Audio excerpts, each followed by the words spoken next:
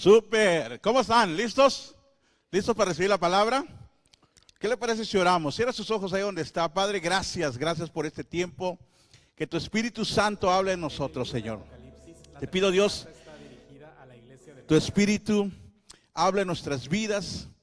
Que prepares nuestro corazón para recibir tu palabra, Señor. Te damos gracias en el nombre de Cristo Jesús.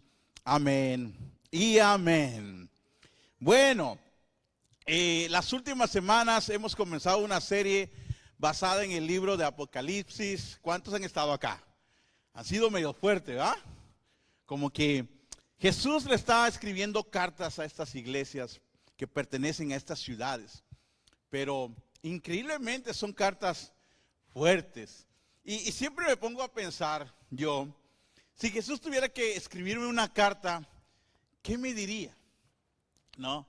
Y bueno, a veces somos muy positivos y a veces nosotros tenemos la autoestima muy alto, ¿no? Y creemos que Dios nos va a decir, no, hombre, Juan, te admiro, mira, qué buen trabajador eres, ¿verdad? Pero seamos honestos, ¿qué nos diría Jesús? Siempre me he puesto a pensar eso. Y bueno, Apocalipsis comienza con estas 7 cartas a estas 7 iglesias que representan las iglesias de hoy, de diferente forma, de diferente manera. Estas ciudades estaban situadas en Asia Menor y Jesús se está presentando y hay una estructura con las cartas.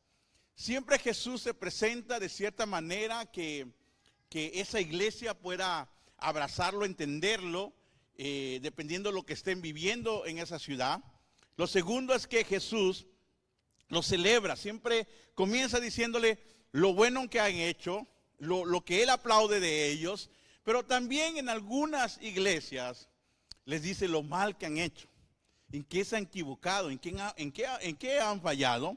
Y finalmente Dios les da una promesa.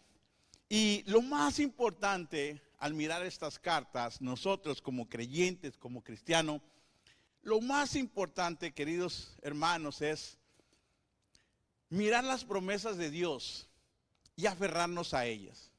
Sé que la iglesia no es perfecta, tu vida no es perfecta, la mía tampoco, ¿verdad? Y a lo mejor hay muchas áreas en nuestras vidas donde Dios todavía quiere trabajar, donde Dios todavía quiere seguirnos cambiando, pero la idea es que nos aferremos y pongamos nuestra mirada en lo eterno, nunca en lo terrenal, que pongamos nuestra mirada en lo que Dios nos promete hacer discípulos fieles hasta el final. Les dije que la palabra Apocalipsis, realmente el significado es el final. Muchos creyentes por alguna razón le huimos a leer estas cartas o este libro, ¿no? Porque decimos que hay cosas extrañas, que ahí se encuentra el fin del mundo, ahí se sabe si va a quedar Trump o no de presidente, ahí se va a saber realmente la bestia, quién es la bestia, ¿no? Y nos hacemos todas estas ideas, pero en realidad Apocalipsis significa revelación y Jesús quiere revelarse a su iglesia a través de esta carta. La primera semana hablamos acerca de la carta dirigida a Éfeso, donde Jesús le celebraba sus obras, su trabajo, su perseverancia. Les decía yo que esta es la iglesia que todo mundo quería tener, era trabajadora, daban comida al necesitado, oraban por los enfermos, hacían todo lo que una iglesia fuerte pudiera tener. Inclusive Jesús le celebra que aborrecían lo que Jesús aborrecía. O sea, era una iglesia muy leal a Dios, era una iglesia que estaba plantada en lo que habían creído y aún las cosas que Jesús aborrecía, ellos mismos la aborrecían. Pero lo malo que encuentra Jesús en esta ciudad o esta iglesia es que habían perdido su primer amor. Y dejaron su primer amor desde el momento que comenzaron a dejar de asombrarse de Dios. Y eso nos sucede a todos. Cuando nos casamos, estamos enamorados. Cuando ya tenemos algún tiempo, dejarnos de sorprendernos de nuestro cónyuge. Ya nada te sorprende, ¿no? Al principio todo era bello, ¿no? O sea, hasta dejaba los zapatos, los calzones tirados y tú, ay, qué lindo, los deja tirados, ay, hermoso, lo que me imaginé en la vida, ¿verdad? Pero ya después como que levanta los calzones, levántalos, no, como que ya no te asombra nada. Y nos puede suceder cuando nosotros perdemos la motivación de amar por la rutina. Y esta iglesia se había acostumbrado a la rutina y han dejado de asombrarse por Dios. La segunda carta que miramos la semana pasada es la carta a la iglesia Esmirna. Y Jesús le celebra que era una iglesia que sufría por su causa. Los cristianos en aquel tiempo estaban siendo perseguidos en opresión. Y Jesús le decía, yo veo la opresión que tienen. Y una de las opresiones que tenían era la pobreza. Y Jesús le dice, yo sé que están siendo oprimidos por la pobreza, pero son ricos. Y hablamos acerca de la verdadera riqueza que encontramos en Jesús. ¿Se acuerdan? También estaban siendo oprimidos por calumnias y rechazo de los judíos que Jesús, mire cómo Jesús lo llamaba, sinagogas de Satanás. Eran judíos, eran del pueblo de Israel, del pueblo de Dios, y Jesús los miraba porque esos judíos en aquel tiempo estaban calumniando y hablando mal acerca de los cristianos, estaban entregando a los cristianos al imperio romano para que fueran puestos en prisión y muertos. Y Jesús admiraba esta fortaleza de esta iglesia Esmirna. De hecho, de todas las iglesias, es la única ciudad que hoy en día, en la actualidad, sigue habiendo iglesias cristianas. En todas las demás ya no existen. Pero en esta iglesia todavía existen iglesias cristianas y Jesús les hace una promesa por su valentía, por su sufrimiento, y les promete la corona de vida y les promete que no sufrirían la segunda muerte. Nosotros como hijos de Dios, aquellos que hemos creído y que somos discípulos de Jesús, nos hace esta promesa, que no sufriremos la segunda muerte y resucitaremos juntos con Jesús. Y bueno, hablamos que cristianos que mueren en fe producen generaciones que viven en fe. Y llegamos a Pérgamo, a esta gran ciudad. ¿Está listo? ¿Sí? Apocalipsis 2 comienza, versículo 12, comienza Jesús escribiendo la carta de esta manera. Escribe al ángel de la iglesia de Pérgamo. Esto dice el que tiene la aguda espada de dos filos. Como el resto de las cartas, Jesús se presenta con una descripción. La espada de dos filos. ¿Ha oído esta frase? Es una frase muy bíblica.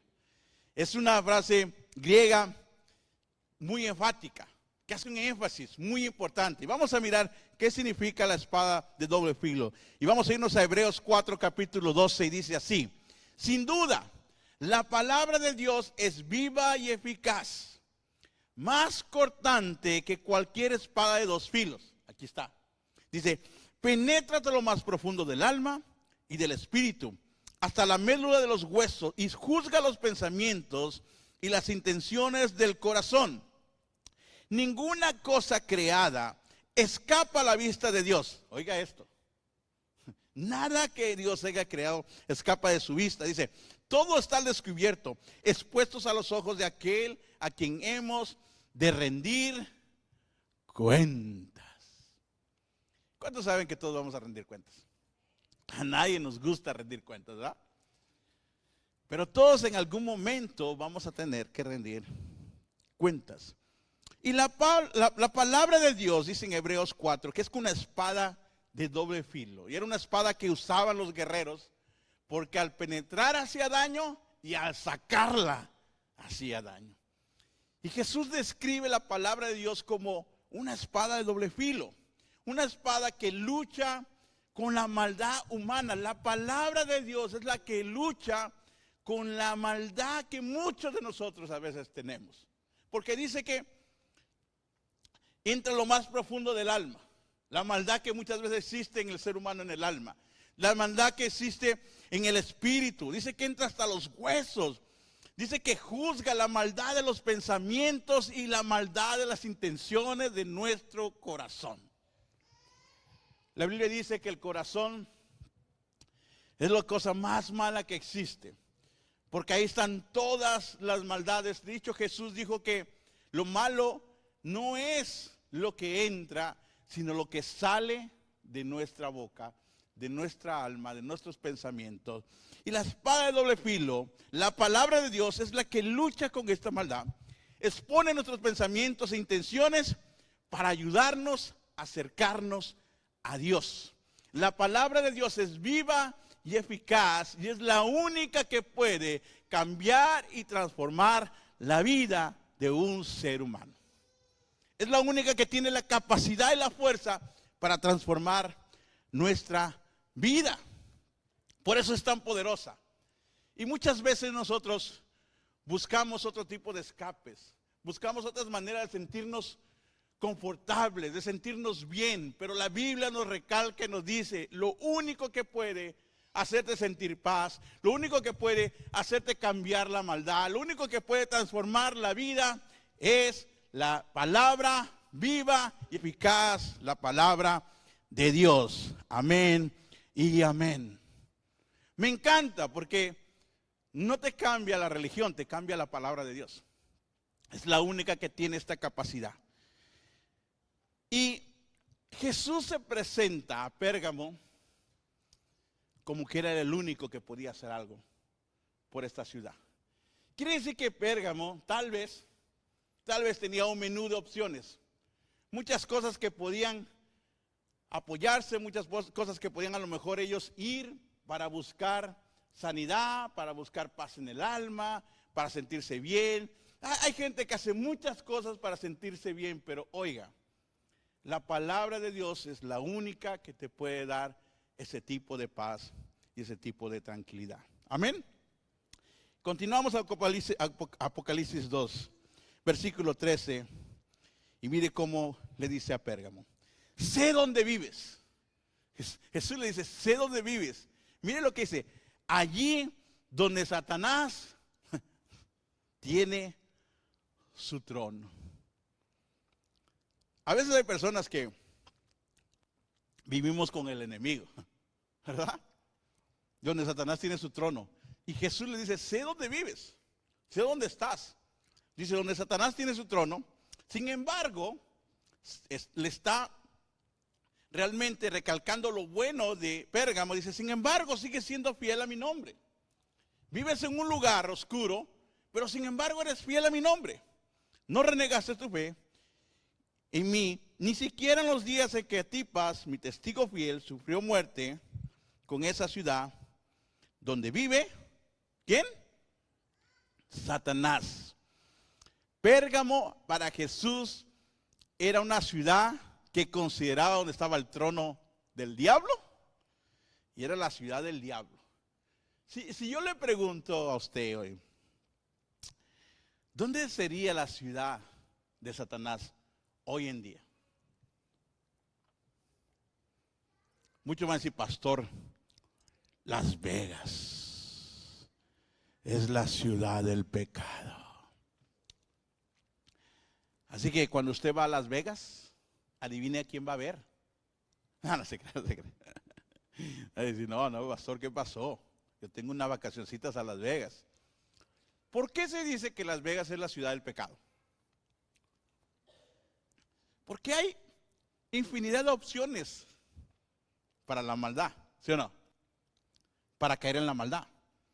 Ahora, déjeme le digo, esa mala reputación se la ha llevado la ciudad, pero yo creo que si usted es un buen cristiano puede ir a Las Vegas y no necesariamente caer en las cosas malas que existen en Las Vegas, ¿no? O puede ser esos cristianos que dicen, bueno, pues estoy en Las Vegas y como lo que se vive en Las Vegas, lo que hacen en Las Vegas, se queda en Las Vegas y pues aquí no está el pastor Juan, pues hay que darle. Podía ser alguno de esos. Pérgamo era la ciudad considerada la ciudad de Satanás. Qué fuerte, ¿no? Pónganse a pensar por un momento, imaginémonos, ¿qué miraba Jesús en Pérgamo? ¿Qué había? La ciudad de Satanás, donde Satanás tiene su trono.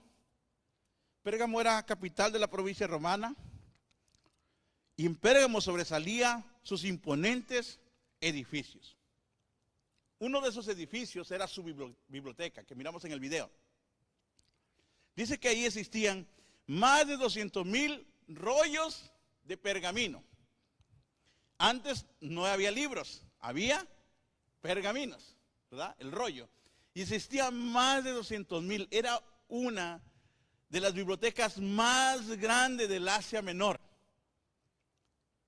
Imagínense, había mucho conocimiento humano, mucha sabiduría, muchas maneras de aprender y hacerte una persona intelectual.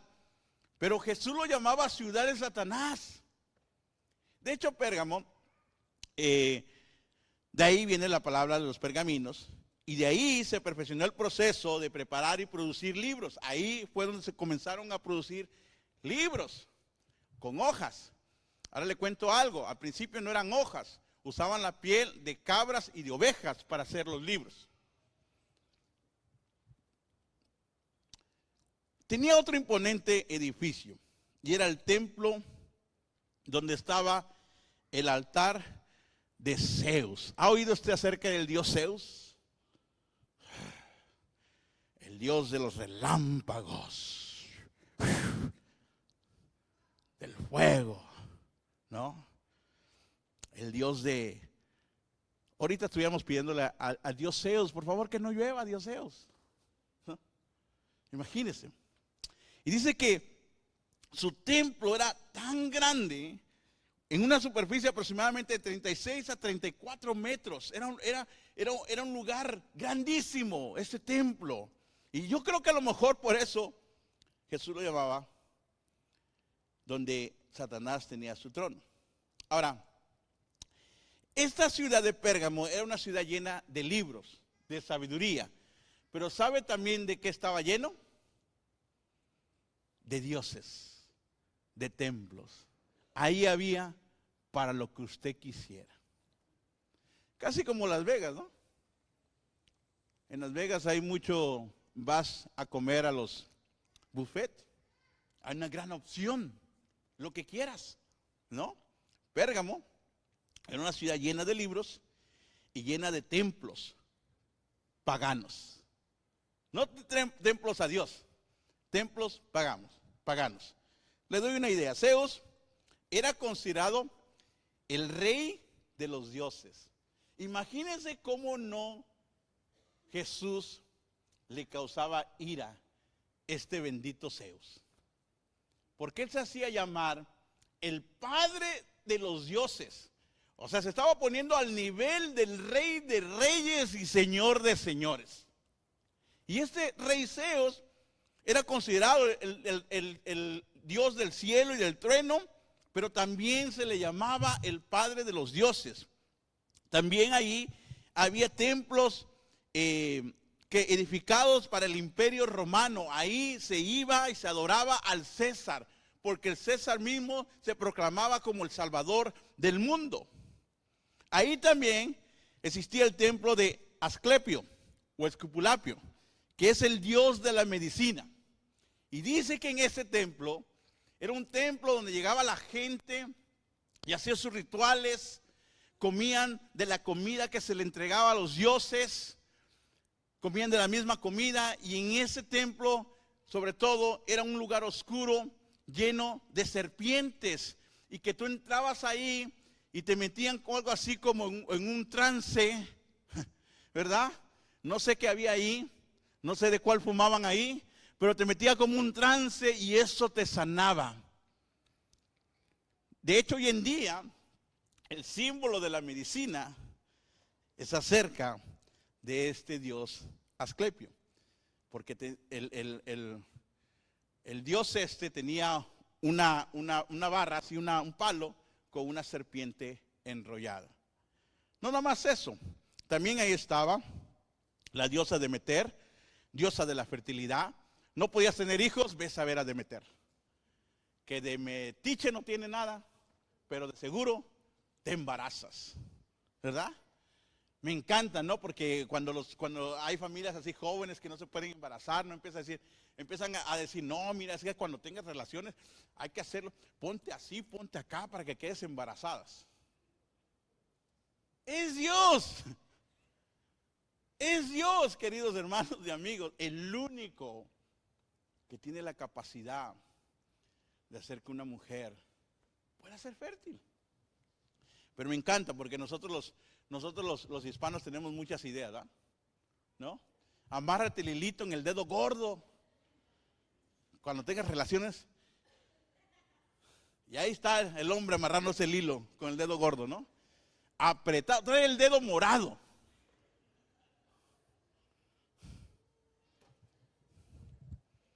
Ahí estaba el templo a la diosa Atena, la diosa de la sabiduría. Estaba también Dinicio, me encanta este dios. Dinicio, el dios del vino. Entonces pasaban primero con Dinicio a echarse unos vinitos, de ahí se iban, ¿verdad? Con el dios Asclepio a meterse el trance y salían bien happy, bien contentos, que si estaban enfermos ya no lo sentían. Ahí también existía el templo de la diosa Afrodita, diosa de la sexualidad. Esta era una ciudad politeísta. ¿Qué significa ser una ciudad politeísta? Un lugar con muchos dioses. Pero usted y yo sabemos que hay un solo Dios. Usted y yo sabemos que hay un solo Rey, Señor de señores, Príncipe de paz, un solo Salvador.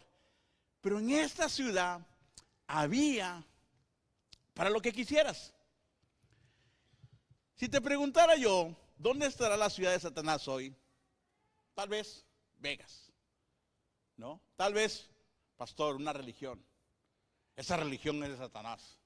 Tal vez entraríamos en muchas ideas y hoy en día ya no tenemos templo, pero hoy en día batallamos con ideologías. Y tenemos una ideología para todo. Es increíble que aún siendo cristianos muchas veces creemos que si te tallan un huevo, te quitan la mala suerte. ¿A usted le tallaron un huevo? Arrepiéntase, pecadores. Es increíble que hoy en día ideologías, pensamientos, cultura, no sé qué sea, ignorancia, ¿verdad? Un niño nace y le ponen su hilito rojo para que no le hagan ojo. Somos cristianos. Creemos en el Rey de Reyes, señores, pero por si las dudas, para que no le hagan ojo. Tenemos ideas. Hoy en día, si queremos saber qué lo depara el futuro, en vez de leer la Biblia, vamos y miramos a Walter Mercado.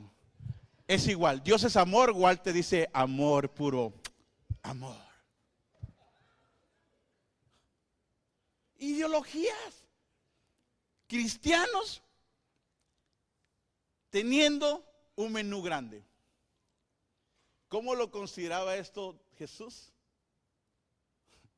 Ciudad de Satanás. Y hoy a lo mejor no vivimos en un lugar así, pero muchas veces seguimos teniendo estas creencias, que porque tu abuelita, la abuelita de tu abuelita, que se amarraran el hilo, nos amarramos el hilo. Que porque tu abuelita, la abuelita de tu abuelita, ¿verdad? Que te unjan el huevo, nos ungimos un huevo. ¿Sí me está entendiendo? Los cristianos ya no podemos creer en estas cosas, porque literal abrimos puertas a que cosas que no son de Dios, y si no son de Dios, ¿de quién son? Mire, ay, lo diré, no lo diré, sí lo voy a decir. Un día, una tía mía me dijo, mijo, ¿me podrías llevar con el sobador? El sobador. Muchos de ustedes arrepientan, se van con el sobador. Pastor, que es sobador. Sí, es sobador, pero mira alrededor. Y me acuerdo que mi tía me dijo, llévame con el sobador, ok. Ponemos en el GPS, el sobador vivía entre Salinas y Prundale, en un rancho, en una casa, en medio de la nada. Y dice, tía, ¿este es sobador? Sí, es sobador. ¿Sobador, viejo? ¿No será curandero? No, es sobador. Cuando entré a ese lugar, casi salgo corriendo. Miraba yo cosas, imágenes y cosas, pero era sobador. Hay gente que va con el sobador porque es el sobador. Pero nunca te das cuenta, detrás de ese sobador, ¿qué hay? Y hoy nosotros los cristianos no podemos vivir así. Hoy tenemos diferentes ideologías. Por ejemplo, hoy los cristianos creen mucho en el éxito. Y el éxito es bueno.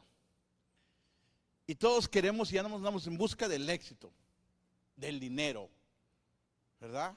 Hay que ser personas empoderadas, pastor. Y el dinero, digo, es necesario. La Biblia dice que no es bueno amar el dinero, pero es necesario. Todos necesitamos dinero. ¿Alguien no necesita dinero aquí? Todos necesitamos dinero. ¿Ah? Un día me preguntó, pastor, ¿usted necesita dinero? A ver, dame $100, ahí te lo regreso. Todo el mundo necesita dinero. Pero la Biblia nos enseña que no debemos amar el dinero. De hecho, Jesús dijo que quien sirve al dinero no puede servir a dos dioses, porque si sirves al dinero y sirves a Dios, a alguno le vas a quedar mal. Y el dinero puede ser algo necesario, pero no es Dios. ¿Me explico? No es Dios. Yo ayer miraba un reportaje de un homeless, que era homeless, literal, era homeless. Vivía en la calle, creció en la calle desde niño, y se le ocurrió la idea de hacer una aplicación para que las personas que tenían sus trailers de RV las pudieran rentar. Y él creó esa aplicación y de la noche a la mañana se hizo millonario, ¿verdad? Y decía que nada más trabajaba 1 hora, infinidad de dinero. Y él decía, como viví tanto tiempo en la miseria, creyendo que el día que tuviera dinero iba a ser feliz, tuvo que venir el día que tuviera dinero y que fuera exitoso para darse cuenta que eso mismo no es tampoco la felicidad. Y muchas veces tenemos ideologías, nosotros los cristianos, y pensamos, si tan solo tuviera un poquito más de dinero, pastor, pudiera hacer más. Pero creo que lo que nosotros necesitamos no es más dinero, necesitamos más de Dios, quien es el dueño del oro y la plata, y el que provee y bendice y prospera a las personas, ¿verdad? Pero tenemos ideologías. Hoy tenemos la ideología de la educación. Si te educas, si aprendes, si lees libros, es bueno leer libros, es bueno educarte, pero no es Dios. Es más, déjame te digo algo, por experiencia propia. Aquellos que leen tanto, que estudian tanto, se ponen bien chiflados. ¿Se dan cuenta? Son los que más chiflados están y los que más lejos de Dios están. Porque la ideología de que la educación es la solución del mundo es errónea. Es buena educarte, pero no es Dios. Muchos pensamos que el gobierno es la solución de nuestros pueblos. Si tan solo tuviéramos un mejor gobierno. No, si tan solo nuestra nación se arrepintiera y voltearan su mirada a Dios, entonces sería mucho mejor. Y a veces hay personas que están hasta peleando, que si son posobrador, no son posobrador, que Obrador da a los pobres, que nadie le ha dado a los pobres, y que Obrador, y que viejito, y que esto, y que el otro, y que acá. Cuando lo más, hasta cristianos.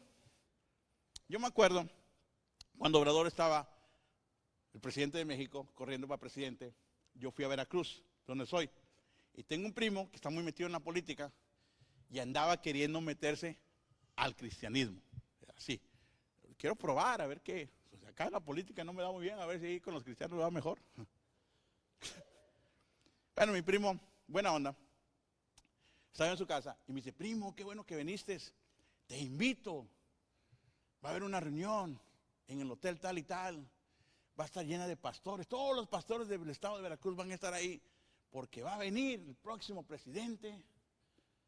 Andrés Manuel López Obrador, perdón, dice, y va a darnos unas palabras y todos los pastores van a orar por él para que este gobierno sea un gobierno cristiano. Y de hecho él se dice llamar cristiano. Es más un gobierno chiflado que cristiano, honestamente. Porque no es un gobernante que va a salvar el mundo. Y entonces tenemos ideologías. Y hasta nos matamos por nuestras ideologías.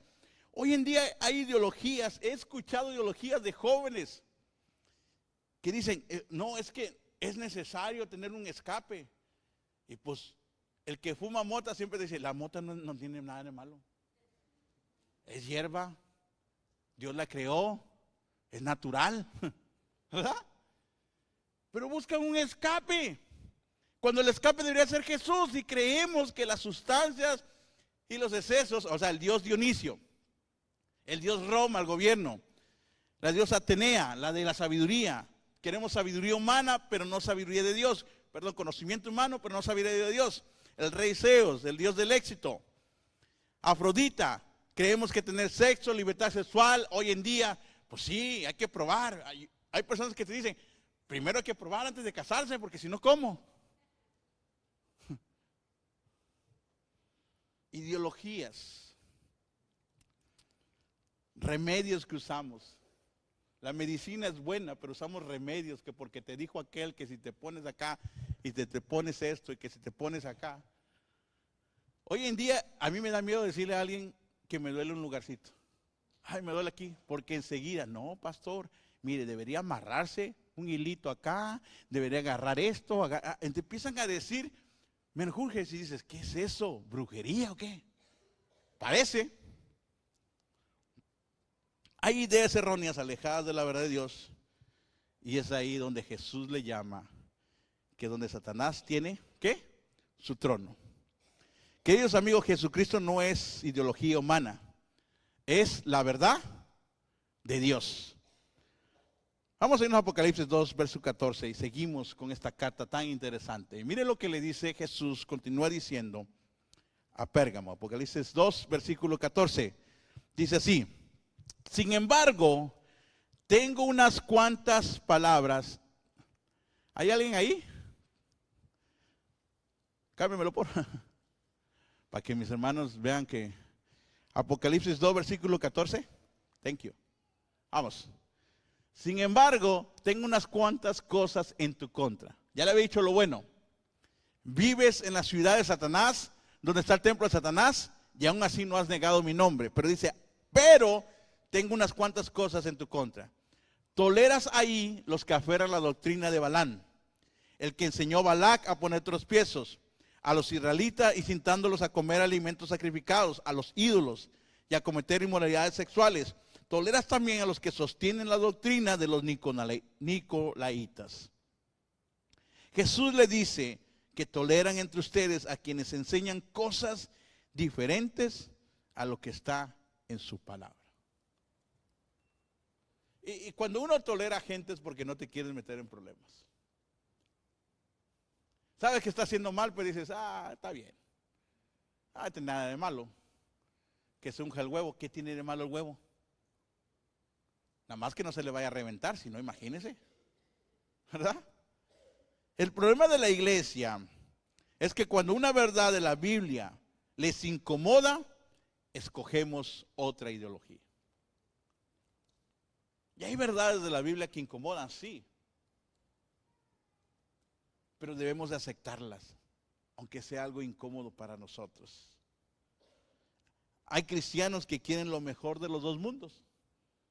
Quieren vivir bajo la bendición siendo cristianos, pero pues no tiene nada de malo de repente, ¿verdad? Echarme 2 que 3 toquecitos, pasecitos para sentirme bien, ¿no? Para que el Espíritu Santo venga y se me revele.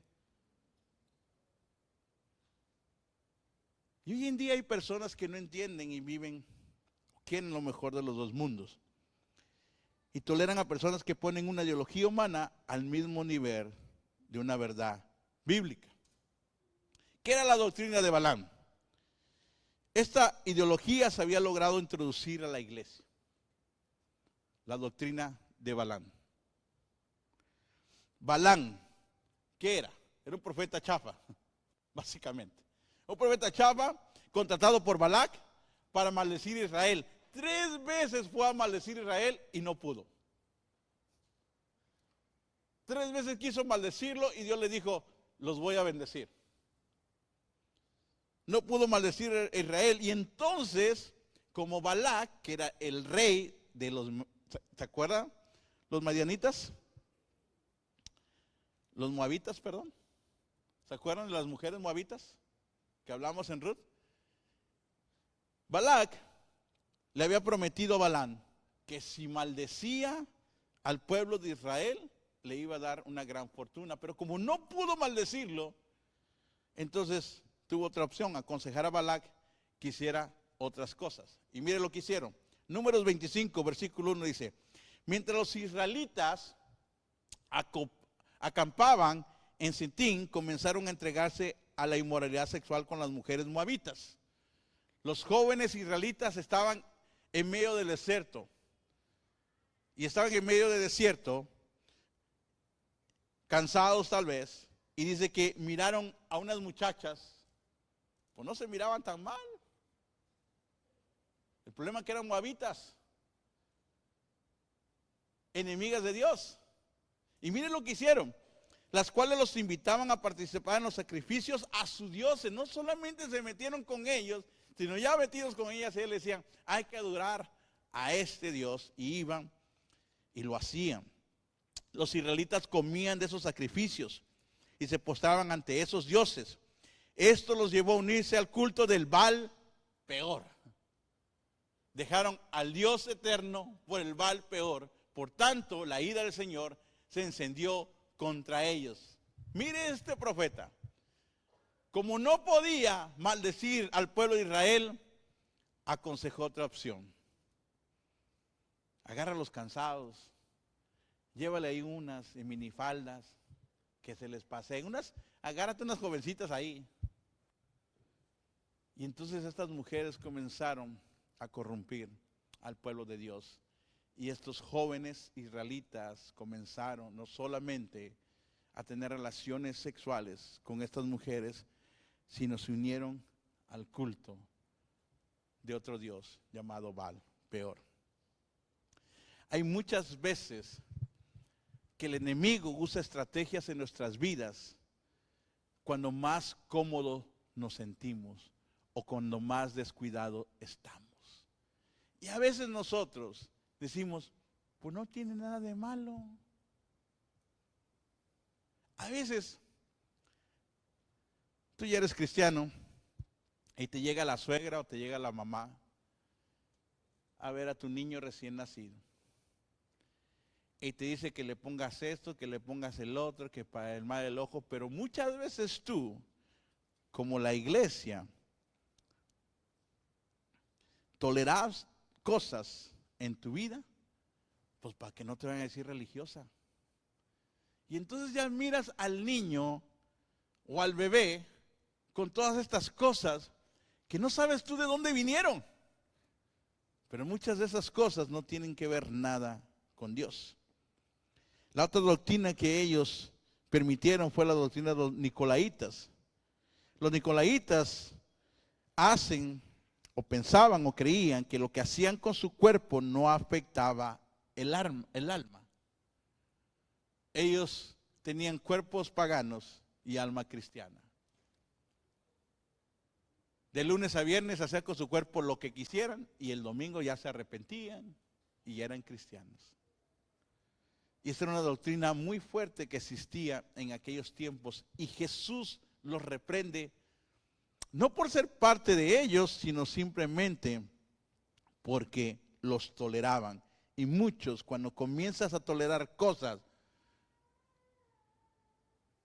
para no ser bloqueado, muchas veces comenzamos nosotros mismos a caer en estas cosas. Los cristianos nicolaitas modernos creían una cosa, pero confesaban otra. Creían una cosa, pero confesaban otra con su vida. Un cristiano debe de confesar lo que la Biblia enseña. Y miren lo que sucede durante estos tiempos.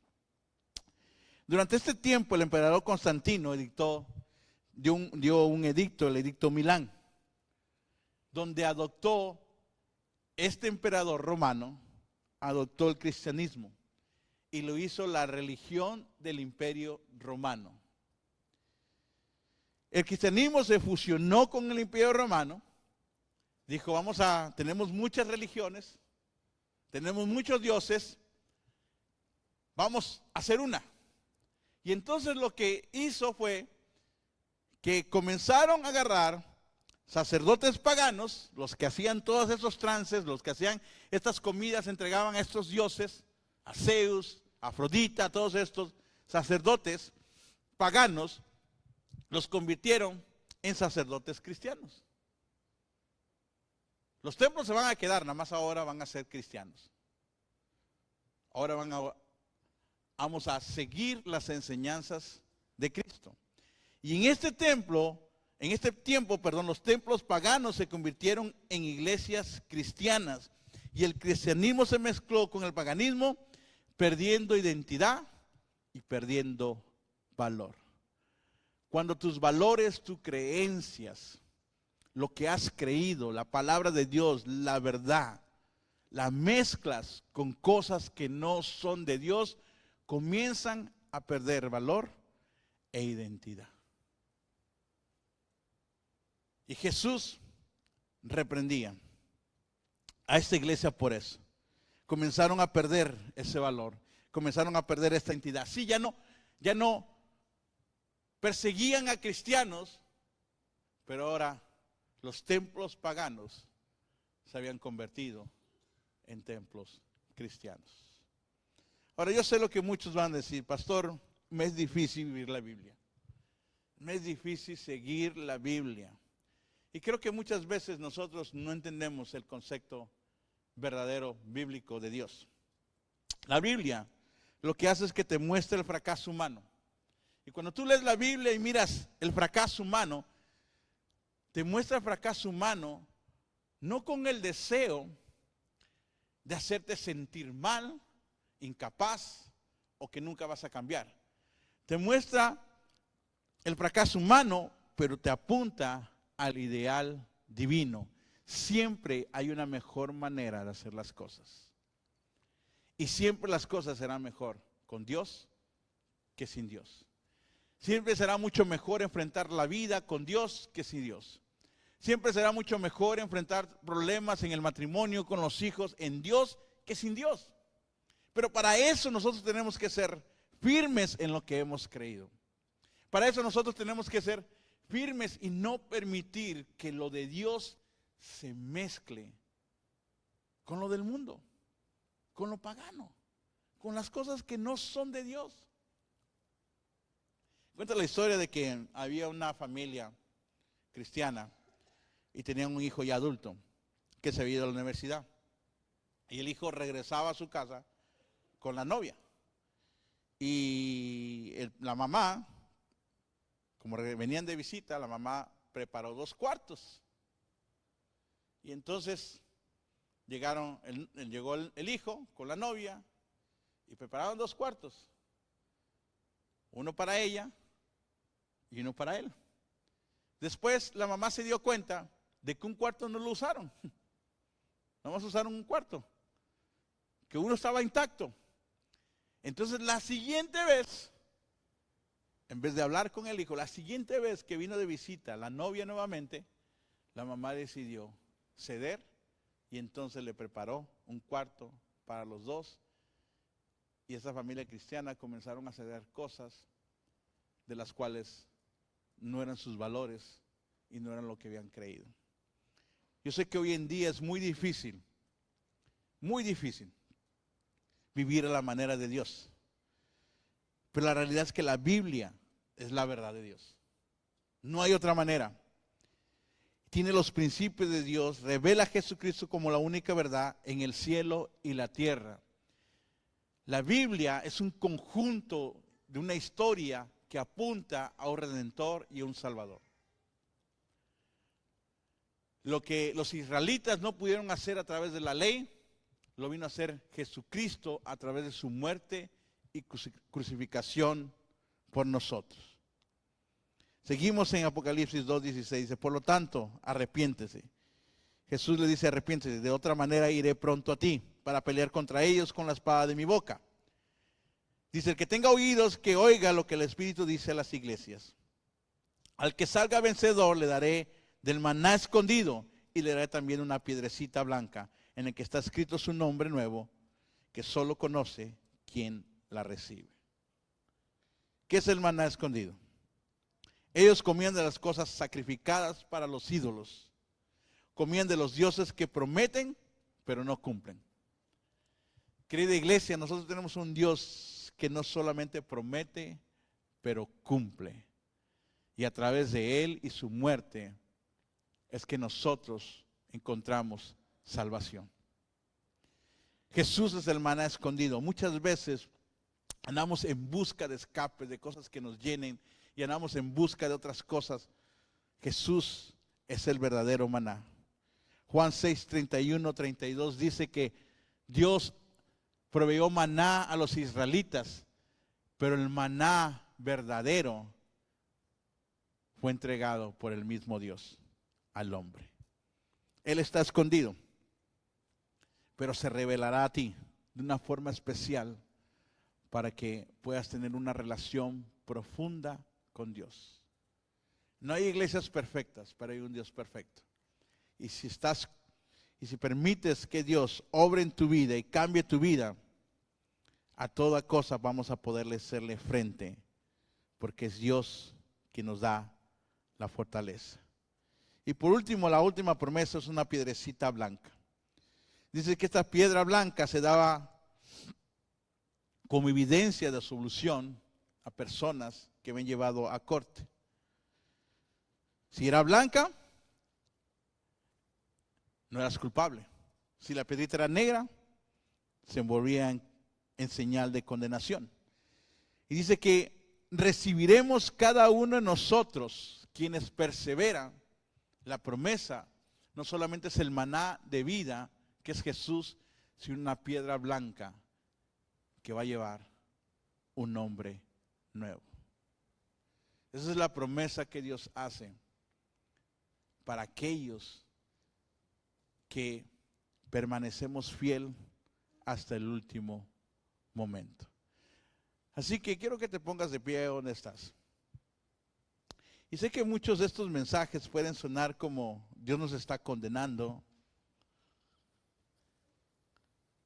Dios está tratando con nuestras vidas, pero el mensaje de Dios muestra la debilidad humana para mostrarnos a un Dios bueno, un Dios que nos ama, un Dios que es capaz de dar su vida y prometernos cosas nuevas. Así que, ¿qué hacemos? Bueno, ser fiel a Jesús, a sus creencias, a sus valores, a no ceder, que esas cosas que te han costado tanto tiempo, esas cosas que te han sido tan difícil alcanzarlas, a través de Jesús las has alcanzado, no ceder a ninguna ideología que vaya en contra de la verdad de Dios. La realidad que en el mundo que enfrentamos cada día hay más ideologías lejanas a Dios. En las escuelas les enseñan a nuestros hijos que, hey, si quieres ser niña, sé niña. Está bien. Si quieres ser niño, sé niño. No hay problema. Y nuestros hijos están enfrentando confusión. Están confundidos. ¿Y sabe qué es la confusión que ellos tienen? Que no saben qué ideología es verdaderamente la verdadera. Porque a veces en casa nuestras ideologías y nuestras verdades de Dios pierden fuerzas por ceder a cosas de este mundo, por ceder a cosas que le pertenecen al enemigo. Y a veces nosotros creemos que el enemigo va a venir con una enfermedad, que su ataque va a ser con pobreza, que su ataque va a ser que te quedes sin trabajo, tu ataque va a ser que te divorcies. A veces pensamos que el enemigo va a venir con fuerza. ¿Y sabes qué? A veces sucede. Pero la mejor estrategia del enemigo es paralizarnos. Es hacernos insensibles a la verdad de Dios. Permitir ciertas cosas en nuestras vidas que no tienen los valores divinos de nuestros padres, pero nuestro Padre Dios. Y nosotros como padres muchas veces necesitamos que ser firmes en lo que has creído. Firmes, esto es lo que somos. Yo le enseño a mis hijos, esto es lo que somos. Así nos hizo Dios. Esto no es lo que hacemos, esto es lo que somos. Somos cristianos. Creemos en Jesús. Seguimos sus enseñanzas. A veces son duras, a veces son difíciles. Hey, amar a tu enemigo es difícil, ¿verdad? No te dice que te caiga bien, te dice que lo ames. No te dice que lo hagas tu compadre, te dice que lo ames. A veces es difícil, perdonar es difícil, pasar la falta es difícil, servir al pobre es difícil. Dar de lo tuyo a otros es difícil, me costó tanto trabajo. ¿Cómo darlo? Pero eso fuimos llamados, eso somos. Y mi pregunta es, ¿quién tú eres? ¿Quién tú eres? ¿Qué es lo que quieres que tus generaciones recuerden de ti? Entiendo que hoy en la vida moderna no podemos andar por el mundo odiando a todo el mundo porque somos cristianos. Esa no es la idea. La idea no es esa. Pero la idea es que no abraces enseñanzas, ideologías que van en contra de nuestro Dios, del Todopoderoso, aquel único que dio su vida por nosotros, derramó su sangre hasta el último momento para que tú y yo fuéramos libres y no viviéramos en condenación, sino viviéramos en bendición y pudiéramos tener vida eterna. Esa es nuestra creencia, esos son nuestros valores y a eso vamos a aferrarnos. No le tendremos miedo a lo que viene, no tendremos miedo al enemigo, pero nos aferraremos a nuestros valores. En esto es creído, este es el Dios que me rescató. En Él me voy a aferrar. Y si por no hacer lo que tú quieres que haga, no ir a donde tú quieres que yo vaya, me dejas de hablar, pues realmente no eras mi amigo, realmente no me amabas, realmente no te importaba. Aférrate a la verdad de Dios. Amén. Cierra tus ojos ahí donde estás. Vamos a orar. Padre, gracias. Gracias por este tiempo. Gracias por cada palabra que derramaste sobre nosotros en este día. Te pido que bendigas a mis hermanos, que los fortalezcas. Te pido que tú obres en nuestras vidas, que cada día nos hagas más fuertes para poder abrazar lo único que es verdadero, tu verdad, porque tú eres el único camino, la verdad y la vida, y no hay nadie que llegue al Padre si no es a través de ti, Jesús. Todo lo demás son ideologías, pero tú eres la verdad. A ti nos aferramos hoy. Bendice a cada familia en este lugar, en el nombre de Jesús. Amén y amén.